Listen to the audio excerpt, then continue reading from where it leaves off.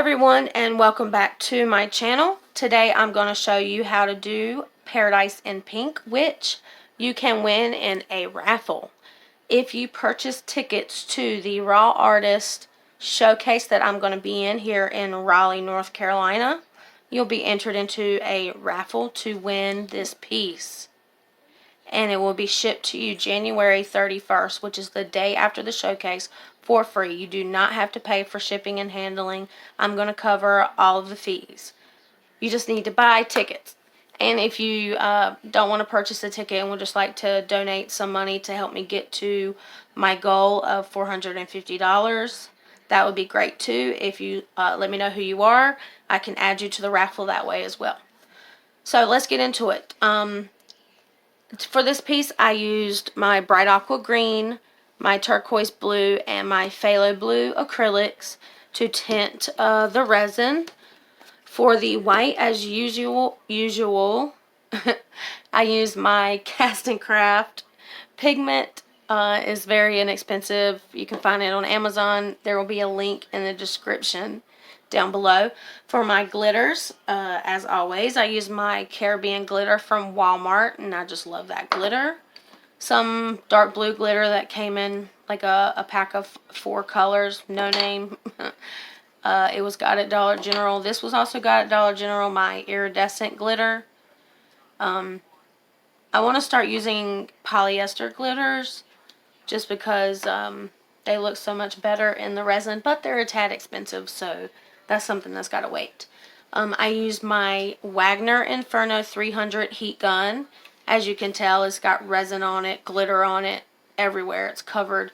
I have to make sure I can get the button clean or else it won't click for me. But that hasn't been an issue too far. So far, I can wipe the resin off with some isopropyl alcohol, and if I forget to do it, it's easy to just pop it open, and I haven't had any problems. For the air bubbles also, I used this torch I got off Amazon. You can tell it's got resin all over it as well. It adjusts, and just listen. It's very powerful. I love this torch. Link in the description for you to buy it if you so choose. It's inexpensive. The heat gun, there'll also be a link down below. I believe it was only $25, which is great considering how well this heat gun is. I love it. So, for the sand, I'm going to talk briefly about that. It was actually some white sand that I had bought, and I tinted it pink with red food coloring. I had a bag full of sand. I used 1 drop of red food coloring to tint it, and that worked out great. Now, though, since I've done experimenting on Christmas gifts with sand, I found out that you can also tint sand with alcohol ink. In all my research about how to tint the sand, no one ever said anything about using alcohol ink. And one day I was like, I wonder if I can use alcohol ink. So I specifically searched on Google if you could use alcohol ink, and they told me that I could. So I tried it out, and it worked awesome, and you didn't have to wait forever for the sand to dry because it dries up so quickly. You can use all different colors. I think I made purple sand, blue sand, black, pink, tan, because my sand's white and some people want a tan sand. But yeah, FYI, you can use alcohol ink to tint your sand. It'll save you money too without having to go out and buy a specific color of sand. Okay, to get it down onto the board, I used spray adhesive. I sprayed first and laid down sand, let it dry. I laid down more sand and then sprayed on top of that. I did that like 3 times, and of course I added my shells between a layer. As you can tell, some of these are covered in sand and they're not budging. I cannot get the sand off. The seashell is stuck on there, so just know that it's not going to fall off if you do that. It just takes some patience to get the glue to stay on it, and you want to make sure that it dries. To prepare my wood panel, I taped the sides with blue painter's tape, and as you can see, it came off clean. And I left it on there until the third layer, the final layer, was dry to the touch. So the quicker you get it off possible is best. But it's just going to be painstaking to take it off after each layer, because then you got to worry about getting the tape up to where it was taped. It's just easier to leave it on as you go through, and it'll come right off. If you do have problems with drips, you can take your heat gun and a paint scraper or a knife and warm it up just a little bit, and they'll come right off easy, because I've had to do it before. Like if the resin bled through the tape, I've had to do it, and it works great. Okay, so let's get to the tutorial. It's in time lapse, but I will be speaking to you as the video goes on. So let's go. Okay, here we go with layer 1. As usual, I have pre-mixed my resin beforehand in a ratio of 1:1 of resin and hardener. I use KS resin, as I mentioned before. It is a wonderful brand that is based in the US. They're not super expensive. They have free ground shipping. And in the description, there will be a discount code if you so choose to try out this resin. With the sand, as I mentioned before, I basically just put it in a bag. I put in a drop of red food coloring and shook it up, and it was done. So right now I'm just showing you which glitters I used. I pretty much poured out the same amount in each cup, except for what I use for the white, because you don't need quite as much of that as you do the other ones. And I needed just a little bit more clear resin, because I've got to use some later on with this piece. Now this is the only mixing that I am going to show you. The other mixing is pretty much exactly the same, except I do add just a little bit less of the acrylics, so that the resin is more is more transparent than the layer beneath it, so that, like I mentioned, so that you can see the depth to it. Now I even add my iridescent glitter to my white to give that a little bit of glittery. I don't always do it, but the majority of the time that is what I do. Now when you're mixing in your pigment, whether it's mica powders, acrylic, paste, whichever it is, you want to make sure that you mix it thoroughly, and if need be, mix it for at least a minute. But you don't necessarily have to do it that long. You just need to make sure that it is consistent throughout all of the resin. And you can always check it like you would your acrylic paints in a pour to see what the consistency is. You'll be able to see if the pigment is throughout all of the resin. So that's another good way to test it. I was just brushing off some spare sand on it from where I had gotten the loose sand off.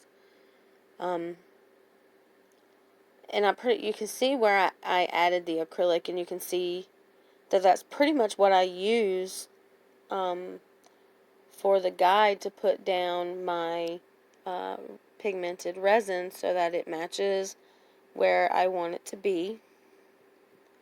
First was the phthalo blue, and then the cobalt blue.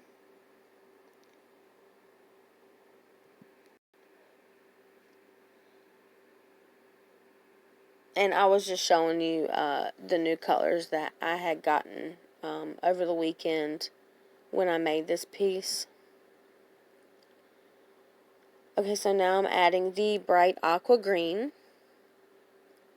And you want to make sure that you blend the colors well. These three colors blend very well together.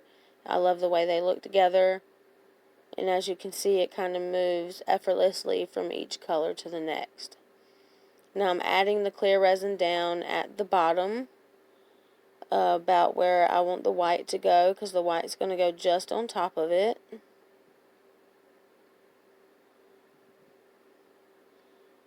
And you can pour it out, or you can use a craft stick to dump it out, whichever you prefer. I'm using my heat gun on a high setting for this one. And then I had something in it. I'm not sure what it was. I think it was a dog hair. So I wanted the white line to be a little bit more thicker, so I added some more clear resin and some more white. And then I continued to add white to the background so that it will come in handy for when I put the next layers on, and it'll have that depth underneath. And you also want to use a torch to help get other bubbles so that there are no bubbles, and it's also what helps to make the lacing and the cells. I'm just kind of pointing out my favorite parts of it, and you want to sit there and wait for it to come out, for the cells to pop out, because it does take a minute. As you can see now, they have a little bit more definition to them, and I just can't get over how pretty they are and how realistic that they look. So I'm about to get started with layer 2, so here we go. Okay, so here we are with layer 2. I used the acrylic paint just a little bit less in each cup. That way the resin was a little bit more transparent. The only one I didn't do that with was the Cast and Craft white, which you do not need to do that because you want that to be as opaque as possible. One thing I have learned is to make sure that I make enough of the lightest color, because I always end up using more of that than I do the other colors. You want to make sure that you blend them in very well.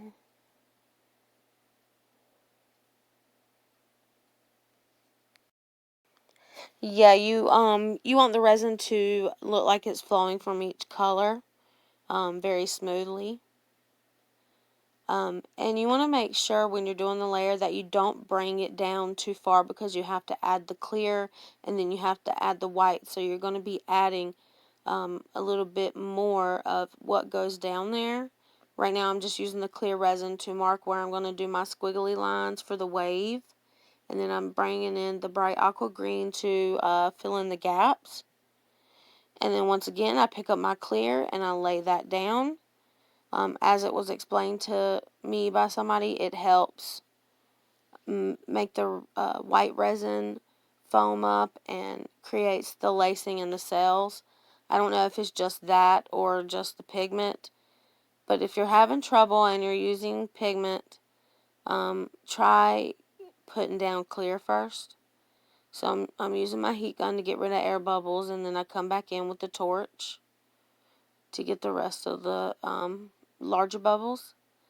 Now I wanted it to be a little bit more foamy, so I added clear resin, and then I added more of the white resin. And I'm hitting it with my heat gun to get all those bubbles. And then once again with my torch. There we go. I'm pretty pleased with how this is looking. And the cells that developed are out of this world. I cannot believe it. And for me, it was just the pigment, because I was doing everything else the same. And you want to make sure that you leave enough space between the wave and where your sand is going to be, or where your edge would be.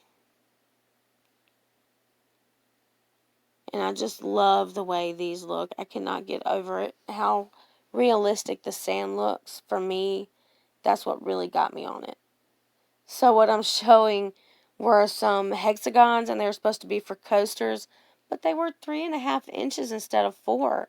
I was so upset, but I ended up using them as Christmas gifts instead. I made everyone like their own personal beach with certain color sand. I tinted the sand with alcohol ink, which I think is so cool. I had to mix a few colors together to get certain colors, but they all turned out amazing. And I have to send some off in the mail for Christmas gifts. I have 2 going overseas, 1 to Wales and 1 to India. Okay, so now we're going to get started on layer 3. So, I am adding the phthalo blue. When mixing it, use a little bit less so it's more transparent, except for the casting craft. Now I'm adding the turquoise blue, making sure I get it to the edges, which are taped, so it's okay if the resin runs down. Taking my bright aqua green, which I pretty much use in every beach piece that I've done, as the final layer type thing. Now, if I'm doing stormy seas, I will use phthalo blue as the bottom layer, or whatever you like to call it, the part that crashes upon the sand. That has the most light going through it, so that's why it's a brighter color. I'm adding down my clear resin. I love how it's just attracted to the other resin. I think that's so cool. And then I come back in with my white. And you want to make sure you know that it's not going to be coming down too low. My heat gun is again on high to blow out the white so that I can bring in my torch and I can get some of those cells to reappear. And here I am just adding a little bit more white so that edge is more defined. And I just love how you can sit there and watch all the cells appear. And I hit it with my torch. And I'm making sure the edges are nice and clean. Adding a little bit more white. Get those extra bubbles that are remaining. And I just want to thank everybody that supported me. So please like, subscribe, and tap the bell.